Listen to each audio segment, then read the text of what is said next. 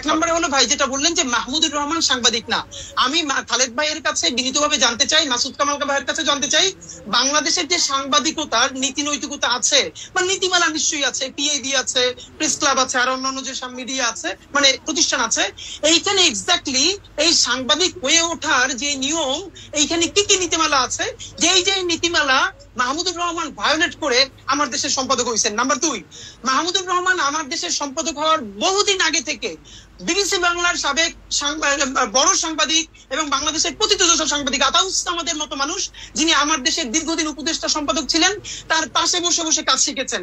Number 3, আমার দেশ তিনি কোনোদিন দখল করেন নাই, তাকে সবাই মিলে আমার দেশ দিয়েছে যে প্লিজ আপনি চালান, পত্রিকাটা বন্ধ হয়ে গেছে। নাম্বার 4, খালেদ ভাই আপনাকে একটা বলা দরকার, মাসুদ ভাই যেটা বলেছেন যে এই কথাটা মিলে গেছে আওয়ামী লীগের অ্যাপিলেট ডিভিশনের বিচারপতিদের মতো। কিরকম?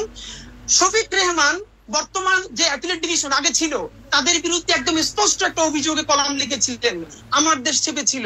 শফিক রেহমান এবং মাহমুদুর রহমানকে হাইকোর্ট নিয়ে ঘন্টার পর ঘন্টা দাঁড়িয়ে রেখেছে, বলেছে ট্রুথ ইজ নো ডিফেন্স।